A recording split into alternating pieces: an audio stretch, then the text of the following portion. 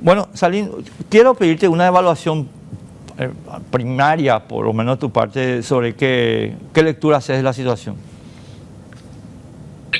Y el mensaje que en este caso el gobierno está dando a la ciudadanía, a la oposición, al país, a la comunidad internacional es: nosotros hacemos cuando queremos, como queremos, lo que queremos.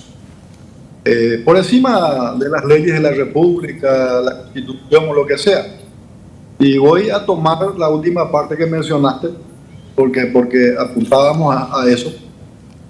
A fin de año, cuando terminara el año, si no recuerdo, bueno, la última sesión se aprobó un reglamento justamente para terminar con ese tema de la falta de procedimiento que siempre se hablaba, que no, las reglas no eran claras, que por qué para sancionarle a una persona se necesitaba 2/3, pero para que se le destituya en términos más coloquiales se necesitaba mayoría simple. Y bueno, y fueron los propios colorados, prácticamente la gente de Honor Colorado, quienes propusieron, y finalmente prácticamente unánime se acordó escribir, redactar y aprobar un reglamento. Se aprobó este reglamento justamente para que todos los senadores puedan tener garantía en el ejercicio de sus funciones. Y se dio esto para prevenir este tipo de situaciones. Bueno, la lectura, yo les decía a ellos en la sesión, y bueno, y si se da un siguiente caso, supongamos que sea uno de ellos o quien sea, ahora van a decir que el reglamento vale, pero hoy van a decir que el reglamento no vale. Entonces, el mensaje que damos como país, por un lado, es: no queremos oposición, cuidado, porque el siguiente puede ser vos, porque eso es lo que se ve y se entiende, pero lo peor de todo es, el gobierno habla de que nos falta poco para tener grado de inversión, que seguridad jurídica, pero somos muy poco serios como país. O sea, yo puedo borrar con el codo algo que aprobé hace 2 meses y cambio todas las reglas de juego. O sea, la falta de previsibilidad es el problema, no es Katia. No pasa porque Katia se quede, porque Katia se vaya. Yo te voy a describir. Hoy no se fue Katia, hoy se fue la libertad de oponerse, de cuestionar, de criticar. Hoy se fue la libertad, mañana puede irse la libertad de prensa, de expresión, la libertad de asociarse, la libertad de manifestarse, la libertad que es un principio fundamental. Y hoy se fue la libertad y volvió la dictadura, porque cuando vos rompes un orden institucional, terminás matando la democracia. Ahora, Salim, la línea argumental que estás señalando, yo coincido en términos generales, ¿verdad? Ahora, quiero plantearte un esquema, pero observando el asunto desde otra perspectiva, y ahí voy, directo. Yo creo que hoy el Grupo Cartes, mi querido Salim, también mostró su techo. Porque fíjate vos toda la presión que el Grupo Cartes impuso sobre sus propios miembros para lograr, digamos, el voto disciplinado. Y sin embargo, apenas logró 23 votos. Y estos 23 votos, yo te diría que incluyen mucha gente a disgusto. Es decir, esto que vos dijiste es todo cierto, yo comparto, pero también creo que el país pudo ver hoy cuál es el techo. Y yo no sé si eventualmente ahora sacarán billetera o no sacarán billetera para ver cómo aumentar ese número. Pero lo cierto y lo concreto, mi querido Salim, es que ante una orden que aparentemente es de Honor Colorado, por no decir Horacio Cartes, apenas lograron 23 votos. ¿Te parece una lectura posible? Sí. Mira, yo quiero decirte dos cosas. Yo quito dos cuestiones a rescatar dentro de lo lamentable de la situación. A pesar de la orden superior, de que era una cuestión que se tenía que llevar sí o sí, a pesar de tener todo el gobierno en sus manos, yo te puedo decir, y no voy a dar nombres por respeto a ciertos colegas, de esos 23, no te voy a hablar de gente que no son del Partido Colorado, te voy a hablar de la gente del Partido Colorado, de gente que acompañaron, que no quisieron, no querían, no estuvieron convencidos y terminaron acompañando apenas a regañadientes. Probablemente porque es el primer año de gobierno, recién comienza. Vos sabés que los colorados no pueden hacer política sin tener participación en el gobierno, en la estructura estatal y otras cuestiones por ahí. Pero 23 votos forzados. Pero aparte de eso también creo que es una gran lección para la oposición, algo que yo siempre dije y planteé. No es que quiera retroceder. Indistintamente del resultado de las elecciones pasadas, yo a varios de los opositores les imploré, les pedí armar una sola gran lista para el Senado, para que los votos no se dispersen y vayamos en una gran lista. Hoy vamos a tener más senadores, más parlamentarios. Entonces, por encima de las diferencias que puedan existir y puedan haber, creo que es el momento de empezar a aglutinar y a construir un proyecto de futuro más coherente, más sólido, más solidario. Eso del o yo o nadie, mirando las municipales de 2028, el yo o nadie, de tratar de imponer una candidatura o un proyecto político, creo que tenemos que abrir la oposición, pero también creo que la oposición tiene que aprender a cerrar filas. Y cuando hablo de la oposición, no solamente hablo de los partidos de oposición. Hoy puedo decirte que hay testimonios de propios colorados que para mí se abstuvieron, por ejemplo, que están dando un mensaje: no estamos de acuerdo con ningún tipo de atropello. O sea, podemos tener diferencias, pero no estamos de acuerdo con este tipo de actitudes que finalmente terminan destruyendo, te diría, al propio gobierno. Porque para mí fue bastante pelotudo lo que hicieron, para mí fue bastante innecesario, ¿verdad? De repente cuando vos demasiado apretás, la soga se suelta. Entonces yo creo que fue un grave error del gobierno y finalmente ni al gobierno ni al país no le conviene que no haya una oposición fuerte. Ese contrapeso es una necesidad para la República. Vos sabés, Aline, que me obligás a abrir el juego a un campo que me pareció que todavía no estaba como que madura la situación, pero voy a ir enseguida. Pero yo coincido contigo en que esto es un error. Yo le dije anoche a Calé que creo que esto, más que cualquier otra cosa, es un error. ¿Por qué es un error? Y aquí creo que, por lo que estás diciendo, creo que vamos a coincidir en la lectura, porque lo que hizo hoy Honor Colorado fue quebrar las vías de comunicación que le permitían trabajar sobre la construcción de mayor soporte social para sus políticas.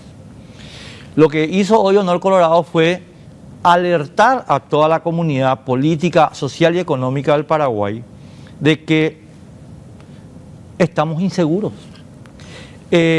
Ayer todavía habíamos muchos que decíamos no, estamos seguros. Hoy sabemos que ya no estamos seguros. Y esto tiene un efecto catalizador que es tremendo, que yo no entiendo cómo Cartes no aprendió de 2017. O sea, por eso es que yo creo, mi querido Salín, que esto es un error. Ahora, y aquí entro al tema que te dije que no quería tanto abordarlo, pero si la oposición, Salín, no aprovecha este error para madurar no vamos a ir a ninguna parte. Totalmente de acuerdo.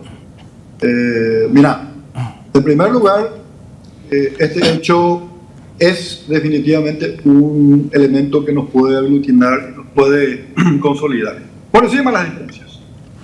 Pero también la oposición tiene que reinventarse, Enrique. Y yo voy a insistir en una línea. Acá no pasa solamente por el ataque Cartes. Es una pata, es una parte. Pero también necesitamos una oposición inteligente, propositiva, que construya. Cuando tenga que plantarse, que se plante. Cuando tenga que poner primera, esta primera, y cuando tenga que ser quinta. Pero para eso hay que articular y hay que construir esto. Y yo cuando hablo de una oposición propositiva, yo desde el primer día dije, está bien, le hemos acompañado al gobierno en ciertos proyectos y fuimos bastante flexibles. Bastante. El gobierno no puede decir que un solo proyecto se le trancó, se le trabó porque sí nomás. Y casi todos los gobiernos, te diría, en la era democrática, en honor a la verdad. Pero a partir de este hecho, el contexto cambia. Porque también el mensaje cambia. Porque, ¿cuál es la lectura que muchos hoy están teniendo, inclusive propios colorados? Mañana me puede tocar a mí. Es más, no quiero mezclar las cosas, pero he visto por ahí, por las redes, que está recorriendo el nombre de un colega colorado. Petengil. Bueno, Luis entonces, bueno, a mí me da igual que sea rojo, azul o verde. Lo que nosotros no podemos es quitarle soberanía al Parlamento. Porque finalmente, un gobierno sin contrapeso es un gobierno que no existe, es una democracia que no existe, que muere. Y ese sistema de contrapeso hay que mantener. Mira, la crítica, las diferencias, la disidencia, esa confrontación es importante. Es más, yo le decía a los propios senadores colorados, ¿qué ustedes creen? Que si ustedes se quedan sin oposición, ¿qué más van a hacer? Se acabó. O sea, estás destruyendo el país, estás erosionando las instituciones, ¿y qué te queda? Cuando vos rompes el sistema de equilibrio, y más un sistema bipartidista, ¿qué es lo que te viene? Te vienen gobiernos totalitarios, te vienen gobiernos, no importa la tendencia ideológica de ultra izquierda, ultra derecha, populistas, mesiánicos. Cuando la gente deja de creer en las instituciones, no cree en nadie ni en nada, entonces ahí ocurre el subsidio colectivo, así como ocurrió en la Alemania nazi. Por eso hay gente que no dimensiona, dicen que es Katia. No es Katia acá el tema. Acá el tema es la institucionalidad, es la república, son las instituciones, son los partidos. Entonces, finalmente, la peor democracia para mí va a ser mucho mejor que la pintada dictadura que algunos de hecho tratan de instalar. Salim, vos mencionaste un tema que para mí es central y hemos hablado contigo muchas veces ya de esto, así que te pido disculpas porque te voy a aburrir con repreguntarte de vuelta. Ahora, hecha toda esta valoración, digamos, del funcionamiento institucional de la República en este momento, la reinvención de la oposición de la que vos hablás, mi querido Salim, a mi modo de ver, pasa por dos cosas que sinceramente te digo y te pido disculpas porque vos ya me escuchaste tantas veces de esto que yo te pido disculpas, pero creo que la gente puede aguantar una más de esta, ¿verdad? La primera cuestión es, bueno, cómo funciona la oposición, que lo vamos a hablar enseguida, pero la segunda, y no secundaria, sino igual de principal, es, mira, mi querido Salim, yo creo que la oposición paraguaya no tiene una idea país. Y el Grupo Cartes sí tiene una idea país. Puede gustarte o no gustarte, ese no es mi punto. Mi punto es, ellos tienen y nosotros no tenemos. Entonces, voy a ponerte un par de ejemplos nomás para que se entienda de qué estoy hablando. El Grupo Cartes tiene una idea país con respecto a la Unión Europea. El Grupo Cartes tiene una idea país con respecto a China, con respecto a la electricidad, con respecto al modelo de agropecuario. La oposición no lo tiene. En consecuencia, cuando se reúnen los actores económicos de la sociedad paraguaya o sociales, solamente pueden escuchar la oferta del que tiene las ideas, y de la oposición no escuchan nada. Y si nos arregla esto, mi querido Salim, estamos fritos. Yo te voy a responder aclarando que nadie es dueño de la verdad, pero finalmente el que tiene un proyecto, una hoja de ruta, es el equipo Horacio Carnes, que hoy tiene controlado el Partido Colorado y el gobierno. Es ese grupo. Perfecto. Yo te decía, dentro del contexto de la oposición, guste o no, el Partido Liberal es fundamental para construir y consolidar la oposición. Y nosotros en el Partido Liberal necesitamos de elecciones legítimas para poder legitimar el proceso, tener peso político. Y en ese sentido yo te voy a decir, no, que me quiera poner ejemplo, necesitamos de un líder que tenga ideas claras hacia dónde vamos a irnos. Y te voy a poner un solo ejemplo. Salim Musarqui tiene la idea muy clara, Enrique Varela.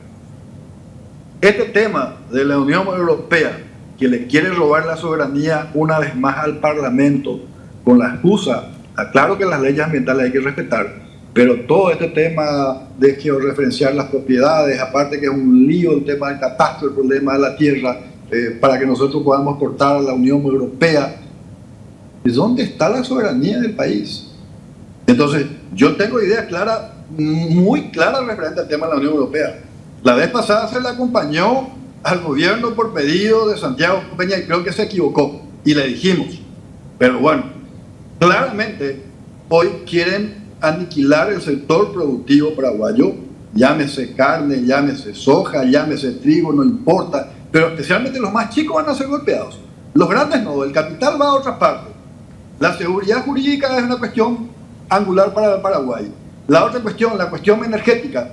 Por ejemplo, mi opinión es que la energía tiene que bajar para el pueblo paraguayo y punto. En vez que el dinero vaya supuestamente a gastos sociales, que va a ser una comilona otra vez, que vaya al bolsillo de la gente para generar empleo, para generar oportunidades. Podemos hablar de muchos temas. Hay ideas, hay mucha gente con buenas ideas, pero necesitamos legitimar el proceso de la oposición y ahí el Partido Liberal es clave.